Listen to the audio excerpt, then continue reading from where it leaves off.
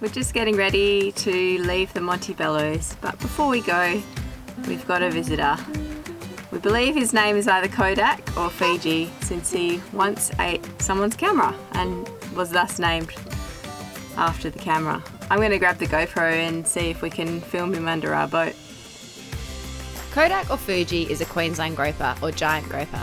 He has been a fixture here as long as anyone can remember. Grabbing the camera just in time, we were pretty stoked to watch him enjoy a nice back rub on the sand under our boat.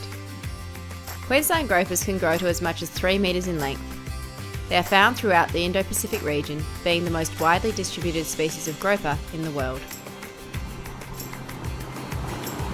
Welcome to Free Range Sailing. For those of you that are new here, I'm Pascale and this is Troy. For the last 4 years and 180 episodes, we've circumnavigated Australia, culminating with a very demanding year refitting our 1969 Australian-built Clansman 30 sloop-rigged yacht and sailing her across the Great Australian Bight. Now we've returned to our home state, we're taking the time to explore some of the places we didn't get the chance to see as much of before. Join us each week for more great sailing, fishing and adventure as we cruise the West Australian coast.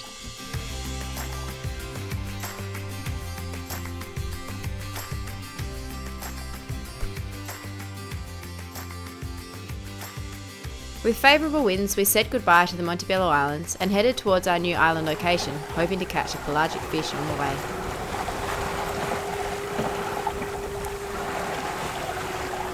We'll stay like this. It would be nice if that big restricted area wasn't there, because we could take a finer line down. Restricted area being Being a big gas installation. What I'll do is I'll just come up on the wind a bit more. We'll have a bit more speed. Yep. And then when we come round, we'll wing on wing and we'll go down. If we were able to go wing on wing now, we'd have it coming over 45 degrees off the quarter and we'd go nice and fast. But then we would be going into the restricted area. Restricted area. Free citizen.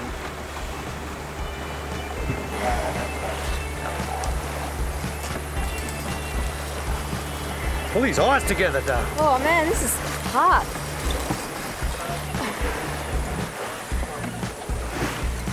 At least you got a nice seat here. I know. Am I hurting you? No. Pascale's having her afternoon workout here. Listen to that. I don't know if you can hear that over the wind, but that's a tight line. With a bend in it.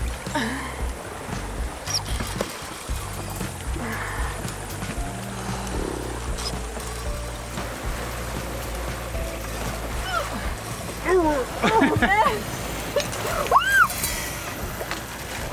What are you doing there, Pascale? Don't lose him. We went for another run. Very tunery thing to do, isn't it? Watch out for the edge of the solar panel, won't you? Yeah.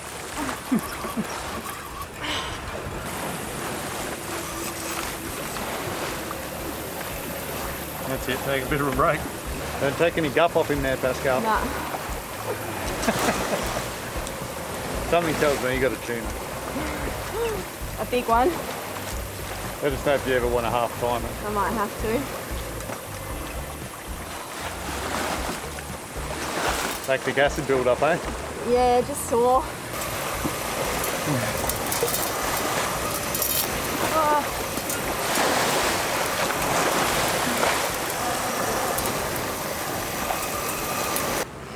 So I missed that one. Whatever it was, I just couldn't pull it in. And as we were I was changing the rod bucket to give it to Troy, I must have put a bit of slack in the line or something and the fish came off. I saw it like in the way back behind the boat, about 5 or 6 boat lengths behind the boat. Sort of. Troy reckons maybe it got eaten because the lure's got some serious new fresh scars on it now. So yeah, I just saw a big splash and then it came off. And it's all happening now. We've got a barge that just altered course to stern of us. Yeah, I think it might have been a shark. Oh, I don't know. Or you just think it was a big fish. Yeah, something toothy, that's for sure. So what do you think? Maybe a I don't know, mackerel? it's chipped through it's gone all the way to the wood of this Rapala. Yeah. Yeah. It's cracked this. Like Yeah. everything's really chomped. It was serious. Like It wasn't a tuna. when there was any slack, I wound it in as best I could, but like it was just pulling that line. I was scared that the fishing line was going to run out. Huh. No, you don't have to worry with that. Just make sure those hooks are set with a couple of jabs. Yep.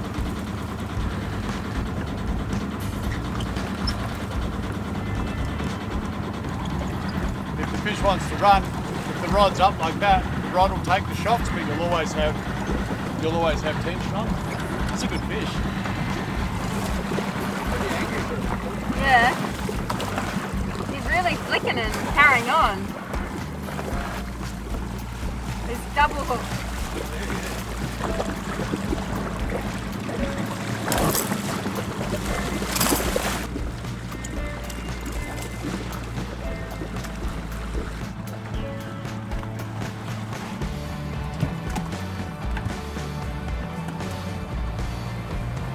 After a month of eating almost exclusively reef fish as our main protein, we were pretty excited to have this delicious Spanish mackerel on board.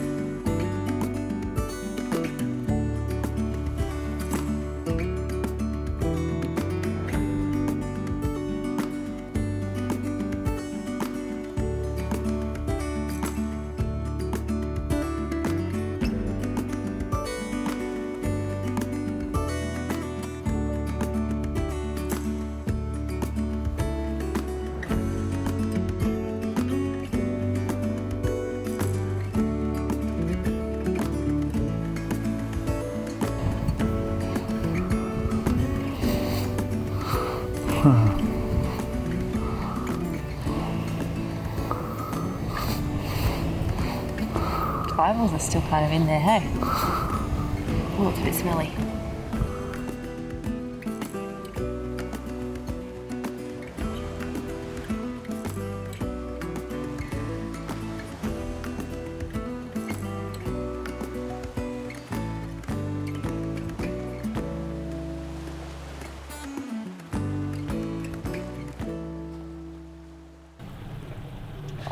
So this is active, you can see the bubbles going in there. This one, inactive, that's a dead cell. Now what we've got here is a problem that faces well, just about any boatie sooner or later, a battery problem. Mackerel runs a 12-volt system, and what we're using is 6-volt batteries. Okay, so there's two 6-volt batteries here. They're joined in series to make 12-volt. And we've got two down here, 6-volt batteries that are joined in series to make 12-volt as well. Both of these are joined parallel to give me more amperage, you know, to more amp hours to use. Now the first indication that we had a problem was last night after a good day of you know, getting quite a bit of solar, and we've been motoring around a little bit. The battery dropped down to 12 volts, the whole system, and you know, like this poor cell was being supported by the other ones, and they sort of drained their capacity into that dead cell, because it'll gobble up whatever's in the batteries. It'll keep just eating it up in there. So that was the first indication, but now with the cold light of day, I've been able to pull everything out, pull those batteries out, and actually look down, and we can see with the charge going in off the solar that the electrolyte in 5 of the cells is bubbling away, and 1 of them is not. And if I put the multimeter on it here, what you'll see is one of these batteries is just over 5 volts and the other one's around about 7 volts. So one of them is trying to make up for the other one, bubbling like crazy. It's pretty bad. So we'll stop all of that. We'll do the old switcheroo, and we'll try and put as much charge as we can into the other ones. We'll just have a look with the multimeter what these other ones are reading at the moment. 6.24, 6.27 thereabouts. It's sort of changing on the multimeter as I look at it. So they're within QE of each other, so that's pretty good. They look like they're pretty healthy. Here's the benefit of the reason why this is set up like this. Because we've got our battery banks separated into 2 little banks, if you like, that are parallel. Now that we've had a failure in this one, I can undo all this, and I can swap those batteries into their place, and I can just take away some of that wiring. So what we're going to lose is some capacity, but we'll still be able to continue on. We'll still be able to make our 12 volts, but we just won't have as much reserve capacity, and the reserve capacity comes into play when we don't have sun or wind to generate electricity. Lucky we are in the dry season of Western Australia at the moment, so we're not going to run out of sunshine. And if we do come to a crisis where we're running out of power, we can always run the engine. As I take each one of these heavy battery cables off a terminal, I'll just tape it. Usually when you're mucking around, it's sometimes easy to overlook a live cable just sitting there, and sometimes I'll touch and you'll do a bit of welding. And especially with lead acid batteries at the moment, these are bubbling like crazy. At the moment this space is nicely vented, you know, I've had it open for a while. So all the hydrogen will have come out of there, but a spark near vigorously bubbling batteries can lead to explosions. So as I take each one of these things off, I'll just cover the live bit of metal, because of course these guys, until I disconnect them as well, they're still electrifying the cables. Alright, so now for this episode of Free Range Sailing, we're just going to show 15 minutes of me undoing nuts. Or we'll just skip that and I'll return to my computer work. We absolutely would not do that to anyone, would we? That would just be such a nightmare. Alright, well that was about the simplest way I could go. These ones here that say board number 2, that's essentially what's driving all of our electrical systems on board. Everything transfers through those cables. So they were routed up through there, or routed, so I've just put them down in here. But there we go, we're back in the game, and we don't have to go in. We can just keep mooching around. Well, I'll turn the multimeter off. Let's just out of interest, let's just run the multimeter, make sure everything agrees. It should be close to 13 volts anyway. Okay. 12.8 volts. 12.8 at the batteries, 13 volts up here. And the reason being, of course, is that power's coming in through our solar system, so it's reading what's coming out of the solar regulator, this LED up here. But those batteries are reading 12.8 because our fridge is drawing power off them.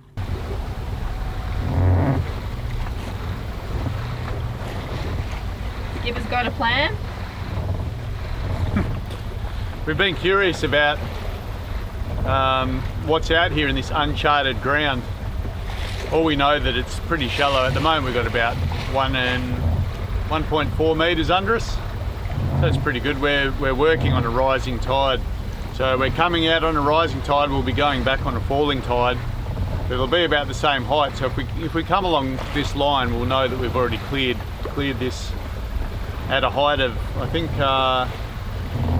1.5 above chart datum, which is pretty much what I'm looking at there. But we'll go out here and we'll just see if it's what the diving's like. We've been through here before when we were heading north. We saw quite a few dugongs and the visibility wasn't too bad. It's a bit windier at the moment, but we are on neap tides, which means little tides. And I'm hoping for some good visibility once we get out to this edge. We'll do anything for a nice novel dive. Even drive around in 1 metre of water. Sail. Now we've slowed down to 5.9 knots. The wind's easing. As predicted. Yeah, that's why we're out here as well, isn't it? Hopefully it calms off. Tomorrow will be calmer again, but I think we'll stick closer to our anchorage tomorrow and look for lobsters, unless we get lobsters here.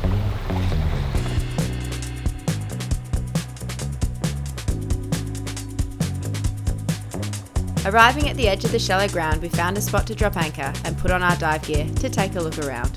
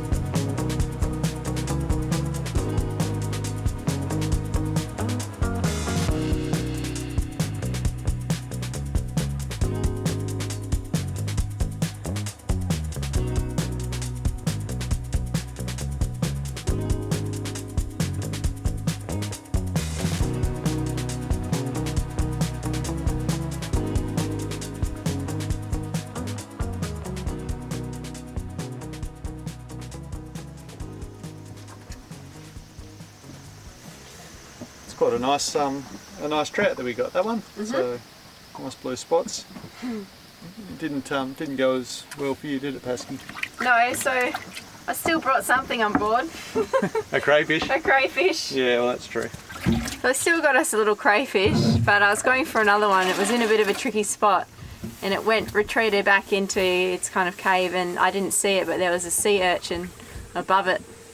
So I jammed my finger straight into a sea urchin and it actually went through my glove.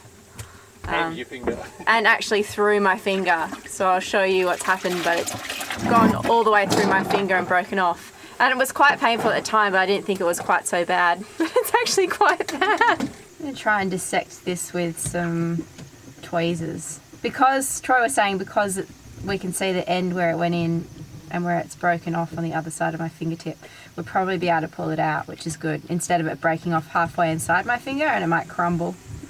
So we'll see how we go.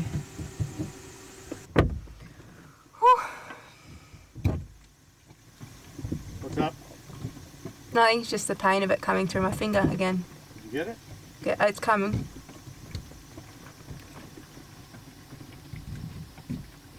I got one bit.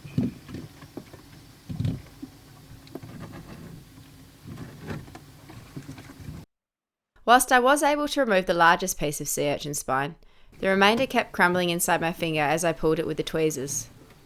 With a partially complete removal and most of the pain gone, I was going to have to wait for the rest of it to come out of its own accord. Thanks for watching, guys, and wishing you all a very happy and healthy 2022. As always, if you enjoyed the video, thanks for hitting the thumbs up button. It really helps us out and we look forward to seeing you next week.